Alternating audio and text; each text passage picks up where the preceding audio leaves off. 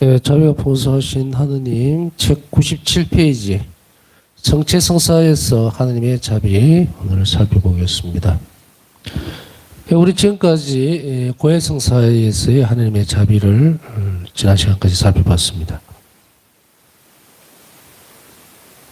모든 성사의 원천이자 중심이 되는 것은 성체성사입니다.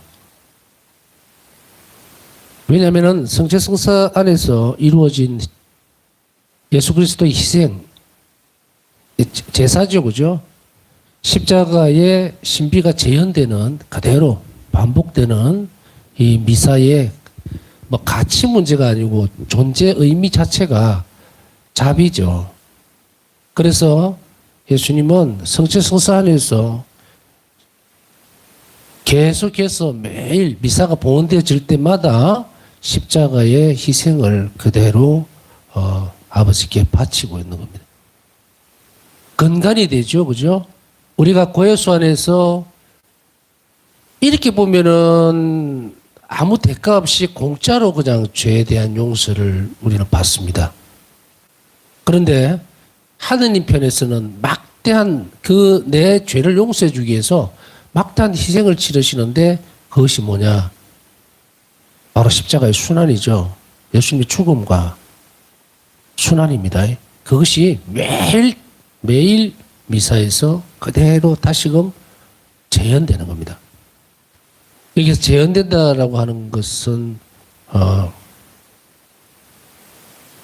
형태만 드러낸다는 것이 아니고 현실화된다는 이야기예요. 그래서 2000년 전에 예수님께서 성체성사를 제정하셨던 바로 성목요일 날 그 사건, 그 최후의 만찬이 그대로 이 미사 안에서 드러나는 신비입니다.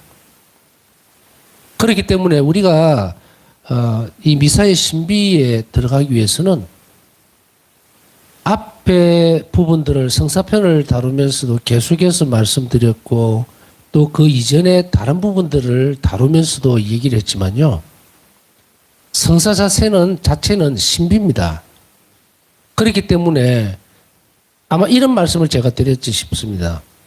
6개월간이라고 하는 그 기간들, 예비자 교리 기간, 그건 아주 인문이에요. 아주 정말로 뭐라 그럴까, 문맹자가 한 글을 배웠단 말이에요.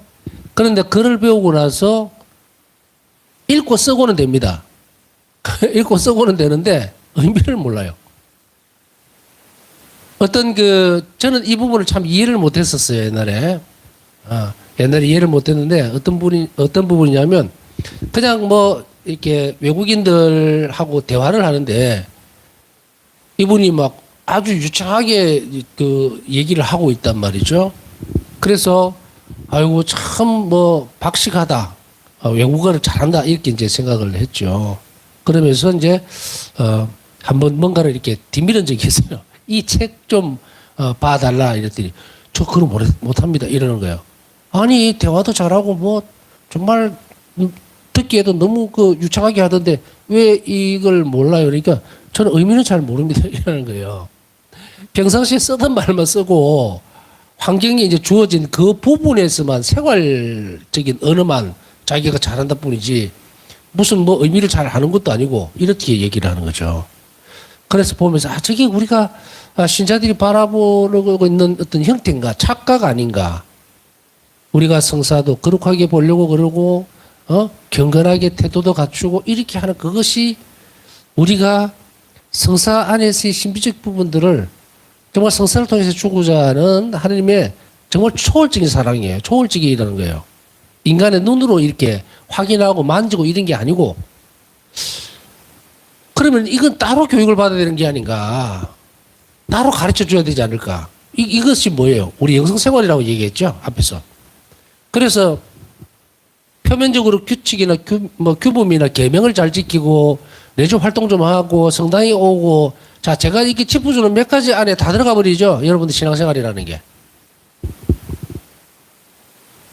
전례 안에서 일어나는 일들. 일어나는 부분들, 그죠? 사수시기에 되면 십자가의 길이다. 아니면 뭐, 특별히 그 시간대나 성체조배를 좀 하고, 또, 그러니까 이게 몇 가지를 짚어볼게요. 성체조배, 십자가의 길. 그 다음에 미사 참례, 고해성사. 세례는 받았으니까. 견진. 안 받은 분이 있으면 견진 준비해야 될 거고. 그 다음 또 뭐 있습니까? 내주 활동. 구리신료. 성령 기도회. 또 뭐 있어요? 뭐 또 다른 부분들도 있죠? 자, 이런 교회가 인정하고 있는 그런 부분들에만 참석하고 참여한다고 해서 내 신앙생활 자체가 풍요로워졌는가 하면 글쎄요라는 거예요. 신비적 과정을 배워야 되는 거예요. 신앙생활 안에서. 그래서 제가 신앙생활과 영성생활을 구별 지어서 말씀을 드리죠. 신앙생활은 믿는 생활들이 아니라고 했을 때에 그것은 외적인 태도로 다 드러납니다. 신앙생활. 아, 저 사람 신앙인이구나 할 때에. 그죠? 드러납니다. 내주 활동이라든지 여러 가지 이런 걸로 다 제가 말씀드렸죠? 이 범주 안에 다 들어가요. 그게 신앙생활이에요. 근데 그 한 영혼이 하느님과 일치 문제를 다루게 되느냐는 문제예요. 어떻게 내 영혼이 형성이 되어 있고 내 영혼이 어떻게 하느님께 가느냐는 그것을 살펴서 그 길로 가는 것이 영성생활인데 과연 우리가 이러한 형태의 뭐 피정이다 뭐다 다니면서 이게 영성생활인가 아니면 신앙생활의 연장인가는 생각해 봐야 되겠죠. 그죠? 물론 전부 다가 아니라는 말은 아닙니다. 때때로 우리 수도에서 수녀님들이 훌륭하고 좋은 강의들 많잖아요. 수도원에도 그 하면서 영성생활에 대해서 가르치죠. 그런 부분들까지 다 이렇게 옆으로 과외로 놓는 거 아닌가 아시죠? 거기도 훌륭히 좋은 보고들이 있고 좋은 말씀들이 다 있고 우리 영혼에 유익한 것들이 다 있습니다. 이 부분만 이렇다가 아니고 영성생활은 이렇게 갈라지는 거예요. 그런데 이 갈라지는 그 영성생활 안에서 가장 중요하게 사용되어지는 어떤 단어들을 제가 이렇게 되짚어 본다면 어떤 부분인가? 그것은 은총에 협력하는 태도입니다. 영혼이 성장하려면 이것이 반드시 있어야 돼요. 그래서 성령의 영감에 충실하고 은총에 협력할 것. 이거 영성생활의 가장 중요한 핵심적인 부분인데 여기 하나 더 보태자면 뭡니까? 하나님 자비 신비에 대한 묵상 이게 따라가야 돼요. 물론 기도는 앞에 전제되어 있으니까. 신앙생활을 한다면서도 기도를 안 하면 어떻게 돼요? 그 사람 영성생활을 안 하는 거예요. 믿음은 있어요. 영성생활이라고 하는 것은 영혼이 성장되는데 영혼이 성장되어져서 그 다음에 가장 근접해지는 지점이 뭐냐면 예수님은 내 믿음을 보고 내 안에 사실까? 신망의 삼덕 중에서 내가 망덕이 강하기 때문에 예수님이 내 영혼 안에 사실까요? 아닙니다. 오로지 사랑만 보는 거예요. 내 영혼 안에 사랑이 있느냐 없느냐에 따라서 예수님이 내 영혼 안에 사실 수도 있고 못 사실 수도 있어요. 꽃에 물을 주면 삽니까? 안 주면 삽니까? 못 삽니까? 조금 살다가 죽죠. 뿌리가 말라버리죠. 물론 건강이 되는 것, 내가 예수님을 만나는 데 있어서 건강이 되는 것은 신덕과 망덕 다 따라와야 돼요. 그러나 마지막까지 남는 것이 애덕이라면 내 영혼 안에서 예수님이 우리가 이제 표현하면 쉬시기도 하고 내 영혼 안에 사신다는 표현을 쓸 때 이것을 사신다는 것은 일치의 문제거든요. 그것의 베이스가 뭐냐? 그거는 오로지 사랑이라는 이야기예요. 그래서 신덕과 망덕이 아무리 강해도 사랑이 없으면 아무 소용이 없습니다 하는 말이 이 말이에요. 신덕과 망덕으로는 신앙생활을 할 수 있습니다. 그러나 하나님께서 말해놓으신 그 신비적인 교육은 못 받습니다. 이건 영성생활로 들어가야 돼요. 그래서 아까 앞에 말씀드렸듯이 6개월간이라고 하는 것은 어떤 외국인이 그렇죠. 우리나라 외국인들이 요즘 참 많이 있는데 어떤 외국인이 가면서 간판을 막 읽어요. 막 읽고 뭐 이거는 뭐다 하고 한글 메뉴판도 보고 뭐다 하는데 내용이 뭡니까 물으면 몰라요. 저는 읽을 줄만 알아요. 이래요. 그러니까 우리 착각하면 안 돼요. 읽을 줄 알고 쓸 줄 안다고 해서 그 의미를 안다는 것은 아닙니다. 성서생활을 이야기하면서 제가 왜 이걸 강조하는지 아시겠죠? 우리 믿음의 태도가 잘못됐다라고 하는 것은 바로 이 영역입니다. 믿음은 영성적인 길로 가야 돼요. 영성생활을 해야 돼요. 영성생활. 영원히 성장하지 않으면 아무 소용이 없어. 예수님께서 성취성사로 우리에게 어디에서 머무실까? 내 머리 위에, 내 머리 안에 머무시는 거예요? 심장 안에? 어디에? 존재론적으로는 영혼 안에 머무시는 거예요. 그러면 그 영혼이 황폐되어 있으면 어떻게 돼요? 예수님 사실 수가 없죠.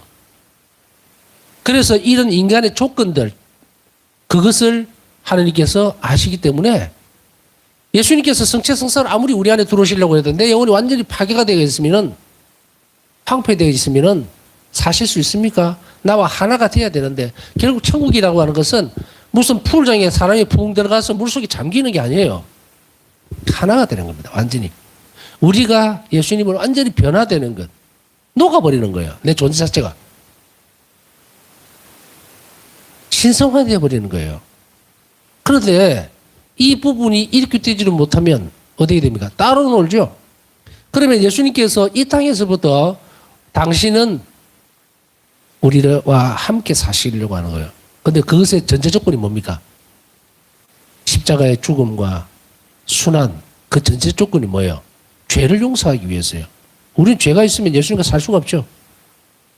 그리고 또한 이 죄의 용서를 위한 이 성체성사는 고해성사 안에서 확실하게 드러나죠.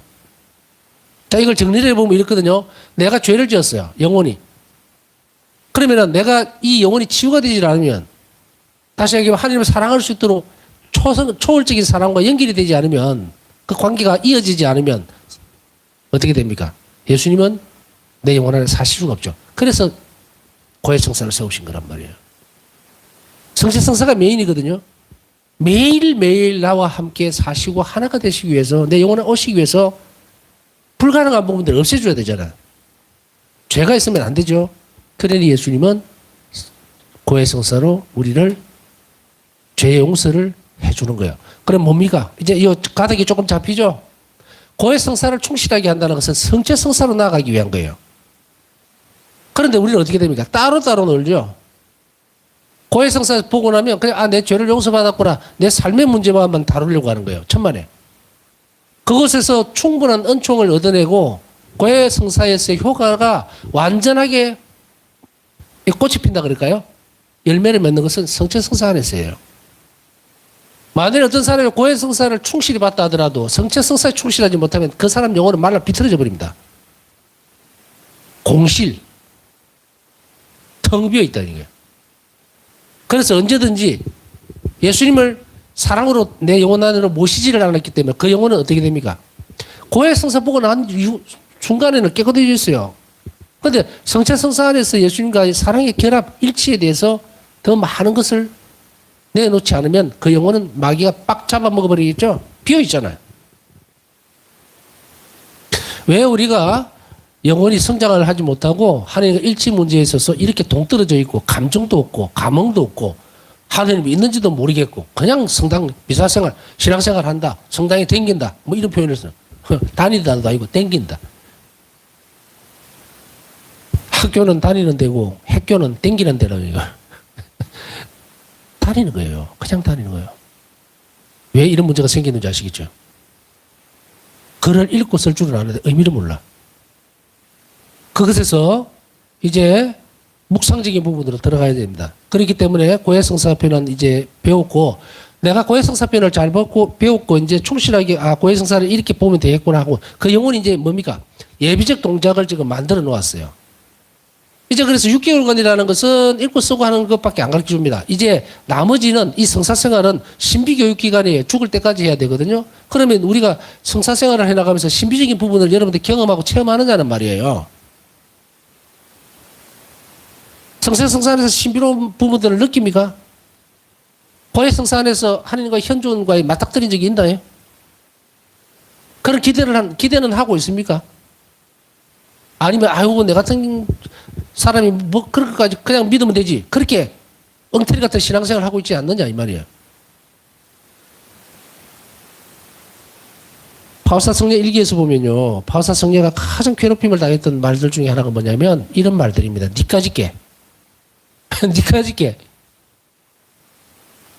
성인 성녀들에게서나 예수님이 그렇게 나타나시지 니 같은 이런 사람 니 꼴을 봐라 이게요. 어떻게 하나님께서 너 같은 사람에게 나타나게. 그러니까 깨라. 정신 차리라. 네 환시가 아니고 너는 정신병자다. 엄청난 말을 듣죠. 그러나 그게 진실인 걸 어떡할 거예요. 그 사람들이 마지막에 잘못됐다는 건데. 한 영혼에게 예수님이 찾아오실 때에 또 이 성체성사에서 당신께서 이끌어 나가실 때에 그 길은 한 영혼을 어떻게 다루느냐에 따라서 다 달라지는데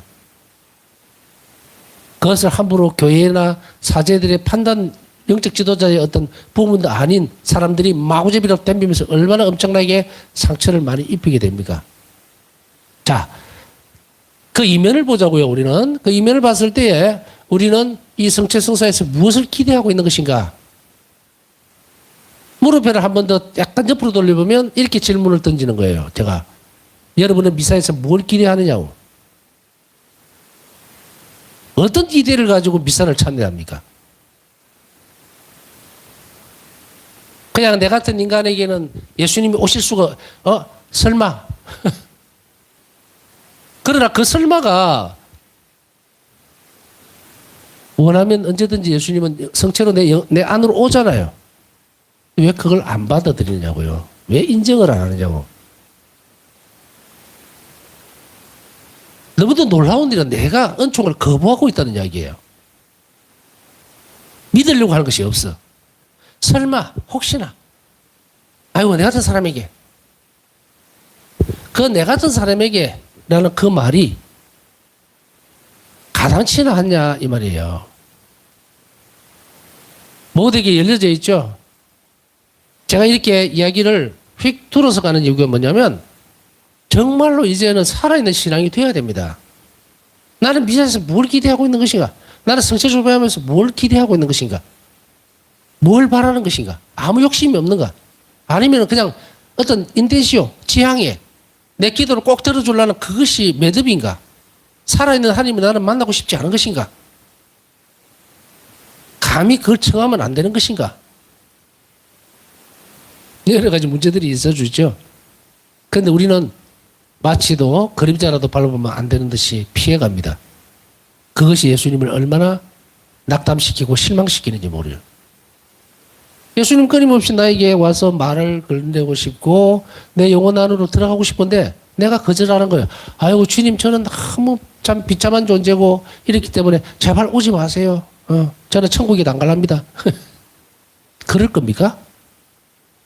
이분은 주님 오십시오. 살려주세요. 천국에 가고 싶습니다. 사랑합니다. 막 떠들어놓고는 이쪽 이면을 보면 오지 마세요. 저 같은 사람에게 지금 나타나시면 저는 죽습니다. 오지 마세요.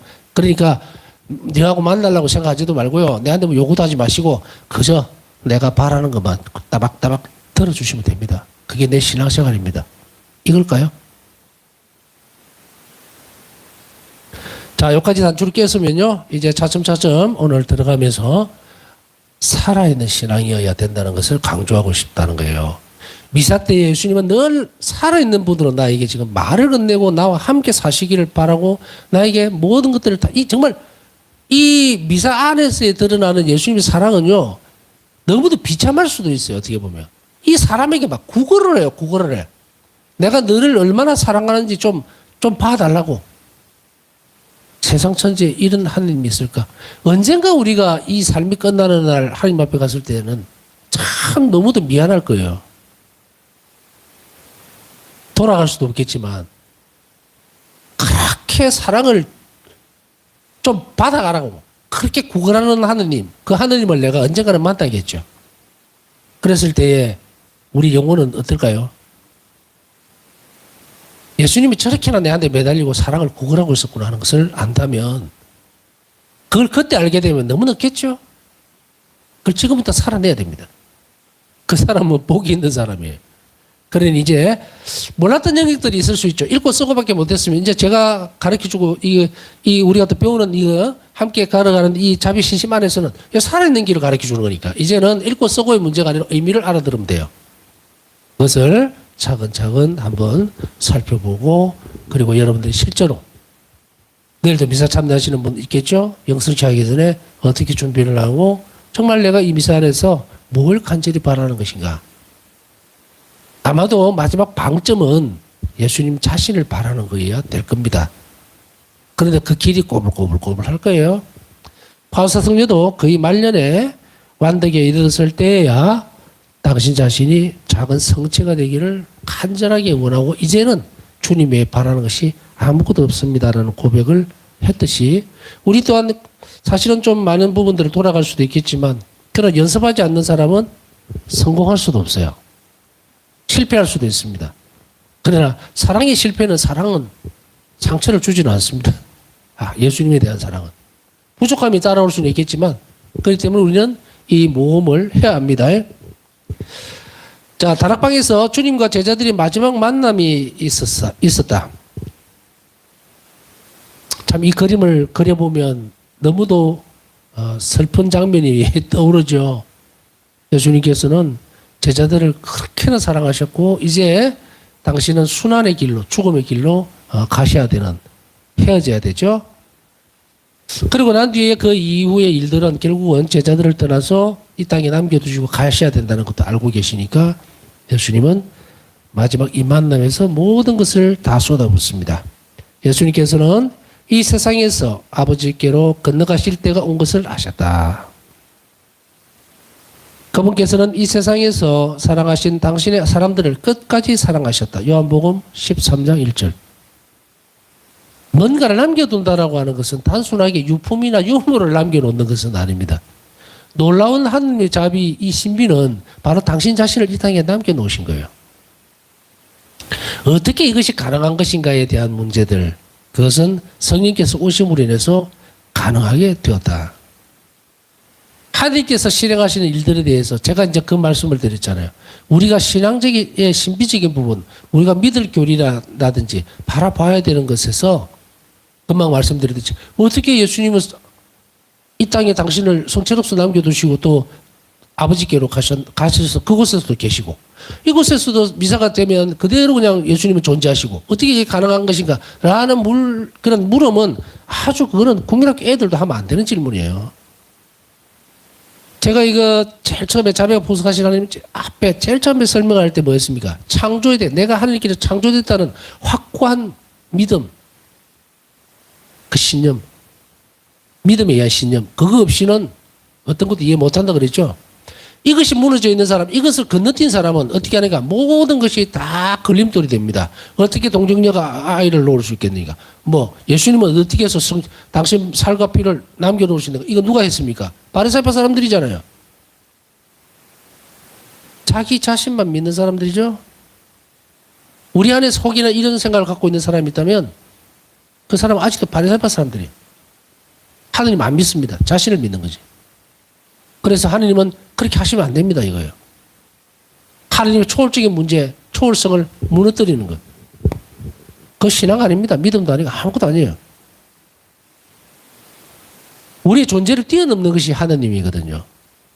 그렇기 때문에 단순하게 하느님이 나를 창조하셨다라는 데서 출발하는 것이 아니라 절대적인 존재. 그래서 하느님은 무엇이든지 하실 수 있으십니다라는 거예요. 그렇게 되면 교리의 모든 부분들은 다 하실 수 있다면 내게 문제가 아무것도 없어요. 그런데 그런 의문부호를 던지는 사람은 제일 첫 번째 장으로 가야 된다. 내가 창조된 것을 믿는 것인가? 만일 안 믿는다면 그 사람 거짓 고백을 한 거죠. 우리가 세례를 받을 때 분명히 그 선언을 하죠. 하나님께서 나를 창조하신 것을 믿습니까? 라는 부분들에 대한 질문, 예라고 대답해놓고 뒤에 가면서 주저리 엉뚱한 소리 하는 그 사람 믿음이 빵꾸나죠. 그 사람은 하나님의 그늘 안에 들어와 있지 않는 사람입니다. 이제 이것은 이제 편 가르는 것이 아니고 선은 그어놔야 돼요. 그래야만 빨리 이렇게 자기가 교정을 해서 넘어올 수 있으니까. 내가 이 상태였구나. 그래서 이런 문제가 생겼구나. 빨리 넘어와야죠. 그 사람에게 있어서는 신덕도 망덕도 다 이렇게 연결이 안 돼 있는 사람이에요. 그러면 내적 분열이 일어나기 때문에 이 사람 올바르게 예수님을 만날 수도 없고 신앙생활을 해 나갈 수도 없습니다. 밑에가 부서져요. 이걸 기초를 다시 만들어 놔야 되죠. 그래서 바로 이 부분들을 튼튼하게 만들기 위해서 자비가 봉사하신 하나님 앞에 계속 하나님 창조에 드러난 하나님의 자비부터 시작해서 쭉 교육을 시켰으니까 그것을 묵상하고 다시금 돌아가서 이것이 유혹이었구나. 하나님 나를 창조하셨다는 이 믿음에 대한 것이 박살이 난 거는 어디에서 왔다? 마치 아담과 하와를 꼬시던 그 뱀이 내한테 똑같은 짓을 했구나 하는 것을 알아채야 돼요. 그것을 뿌리 뽑아내지 않으면 올바른 신앙생활을 해나갈 수가 없습니다. 사랑이 넘치는 분위기 속에서 서로의 마음이 열린 가운데 예수님께서는 성체성사를 제정을 하셨다. 사랑이 넘치는 분위기. 당장 이제 예루살렘 일성 가시면서 십자가 길을 가셔야 되지만 예수님은 그런 표시를 전혀 내시지 않으셨고, 그리고 이 사태가 얼마나 심각한지에 대한 것도 몰랐습니다. 그러나 예수님은 이미 성령으로 가득 차셨고, 그리고 이제 남겨있는 사랑의 관계, 제자들 3년의 공생활을 마무리 짓는 거예요. 거기에서 극진한 사랑을 이 제자들에게 보여줍니다.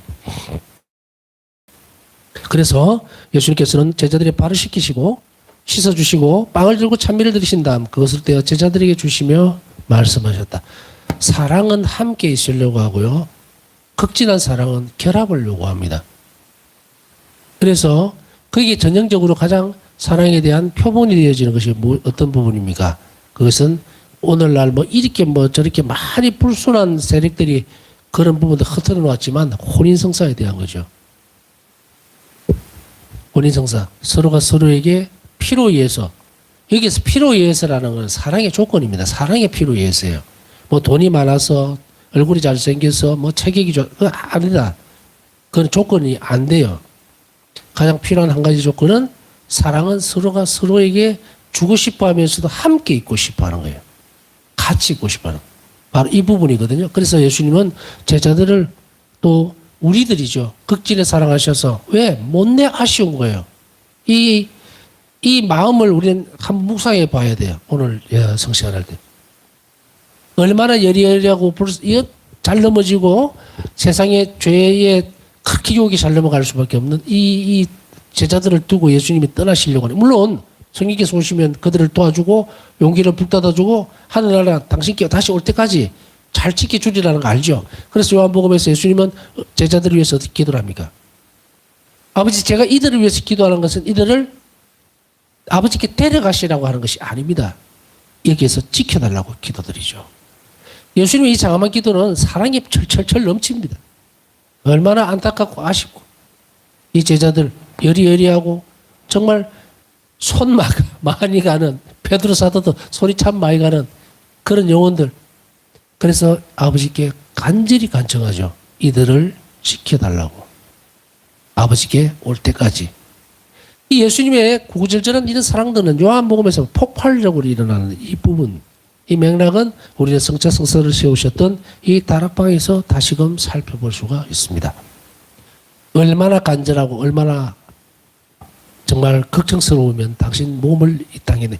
자, 여기서 이 사랑의 반론은 그러나 한편으로 보면 전에도 이 부분을 건드렸습니다만은 예수님께서 사람이 되셨던 이 순간들, 그리고 성체성사의 신비, 이 기적은 나에게 들어와서 나를 예수님으로 바꾸지 않으면 우리는 구원이 안 됩니다. 그것을 위해서 재창조가 된 거예요. 사람을 싹 없애고 새로 만드는 것이 아닌 하나님의 신비로운 방법, 하나님의 자비의 선택은 바로 예수님으로 인해서 우리를 바꿔버리는 거거든요. 그래서 이 몸과 마음들, 영혼들이 전부 하나님으로 바뀔 수 있는 그것은, 그 신비는 성체성사에서만 온다는 겁니다. 그러니 우리가 성체성사에 충실할 때마다 우리가 이러한 상태, 예수님과 하나 된 상태에서 내가 무언가를 할 때에 많은 일들을 해 나갈 수가 있어요. 그것이 뭡니까? 성체성사에서 오는 은혜입니다. 그 은총을 잘 활용해야 돼요. 그래서 우리가 어떤 일들에 부딪힐 때도 내 혼자 하는 것이 아니고 이제는 예수님과 함께 하는 있다는 것. 그래서 바울 사도는 이 말씀을, 이 부분을 어떻게 표현합니까? 예수 그리스도께서는 점점 커지셔야 되고 나는 점점 작아져야 됩니다라는 것이 바로 이 성체성사의 한 부분, 이 부분을 얘기하는 거예요. 인간은 스스로 구원할 수가 없어. 구원될 수도 없어요. 오직 하나님의 자비만이 나를 구원하실 수 있다는 거예요. 그럼 어떻게 구원하실 건가? 그것은 바로 너 따라오느라, 이리 나오느라 그런 방법이 아닌, 그런 방법이 아니에요. 그것이 아니고 바로 당신이 우리와 하나가 되어버리는 거예요. 그것이 바로 성체성사의 신비입니다. 한번 펼쳐보자면 우리가 영성체를 하고 난 뒤에 이런 묵상을 해볼 수 있죠. 얼마나 놀라운 기적이 일어나고 있는가. 어떻게 하느님이 보잘것없는 나와 하나가 되는 거야. 이 놀라운 신비들이 그냥 머리로 이해가 되어진다? 안 되죠. 이것은 하나님의 은총이 있어야 돼요. 비추임이 있어야 되고, 그리고 그것에 대한 묵상이 있어야 돼요. 이것이 꾸준하게 계속 되어져야만 우리가 성체성사의 신비로 갈 수가 있습니다. 뭐 교리라고 하는 것은요, 많이 배우고 많이 익히고 많이 쓰고 뭐 시험도 치고 이러면 될 수 있어요, 지식적으로. 그러나 영혼의 성장은 그렇게 이루어지는 건 아닙니다. 영혼의 성장은 뭐다? 묵상으로 이루어져 있어요. 그래서 기도와 묵상으로 이루어져 있다는 것. 거기에 하나님 은총이 더해질 때 그때 우리는 그 신비 안으로 들어가게 돼요. 그러니까 이렇게 보면 우리가 성체성사를, 내가 아까 처음에 질문 드렸잖아요. 성체성사에서 무엇을 기대하는가? 멍 때리고 앉아있어. 매일 미사 와도 아무 생각 없어. 왜? 읽고 쓰고는 되는데 말을, 의미를 몰라요. 뭘 기대할 것인가? 예수님과 내가 하나가 되는 순간을 기대해야죠. 그것이 마지막 때에 내가 천국에 갔을 때 이루어질 일인데, 아무 생각도 없고 준비도 없이 성체 영하는 그 사람의 영혼이 바뀌겠는가? 기대치도 없는데 안 바뀝니다, 절대. 그러면은 그것을 위해서 우리는 많은 이런 부분들을 노력을 해야 되는데, 그것에서도 바로 나에게 왜 예수님은 성체의 성사로 나에게 오시는가? 여러분들이 이제 100명이면 100명 다 똑같이 영성치 할 수 있어요. 그죠? 그러나 은혜가 똑같은 것은 아닙니다.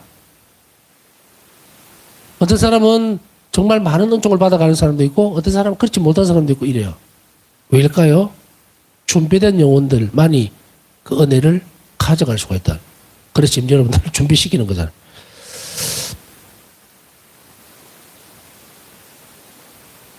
받아 먹으라. 이는 내 몸이다. 또 잔을 들어 감사를 드리신 다음 제자들에게 주시며 말씀하셨다. 모두 이 잔을 마시라. 이는 죄를 용서해 주려고 많은 사람을 위하여 흘리는 내 계약의 피다. 마태복음 26장 26절에서 28절. 죄를 용서해 주기 위해서. 앞에 설명드렸습니다. 고해성사는 독립적인 부분이 아니라 성체성사와 긴밀하게 연결되어 있다. 그래서 고해수 안에서의 죄 용서는 예수님의 미사 안에서의 이 희생, 이 십자가의 죽음 때문에 얻어진 선물입니다. 얼마나 귀한 선물로 내가 용서를 받았는지 함부로 그냥 대할 수 있는 부분들이 아니죠. 어마어마한 대가를 치르셨다는 것을 우리는 매번의 고해성사에서 알아들어야 됩니다. 그 다음에 너희는 나를 기억하여 이를 행하여라. 고린도전서 11장 24절. 이를 행하여라 라고 했을 때 이것은 단순히 기념하고 예식을 그대로 흉내내라는 말이 아닙니다. 이렇게 제자들의 눈앞에서 신앙의 위대한 신비가 탄생했다. 즉 첫 미사가 거행된 것이다. 목요일날 만찬미사 때에 첫 미사가 거행이 되었습니다. 사랑으로 이루어진 것, 자비로움으로 이루어진 그 첫 번째 성사, 첫 번째 미사죠. 그 미사는 우리를 살리기 위한 온전한 하나님의 자비라는 것을 다시금 받아들이면서 또 인식하면서 우리는 매번의 미사와 성체성사에 대한 아까 제가 드렸던 몇 가지 질문들에 대한 답을 확실하게 해야 될 거다. 그렇게 하고 또 부탁드렸던 부분들이 있죠. 묵상과 기도로 인해서 우리가 이 성체의 신비를 끊임없이 죽을 때까지 계속해서 배워나가야 됩니다. 신비교육기관이라 그랬죠. 예수님께서 우리를 이렇게 충실하게 따라온다면 성령을 통해서 교육을 시켜 줄 겁니다. 우리 영혼에 울리는 예수님의 말씀 또 그 뜻을 따라서 우리가 성체성사의 신비를 삶으로 살아갈 수 있도록 노력을 해야 됩니다. 남은 시간 감사드리는 마음으로 묵상하도록 하겠습니다.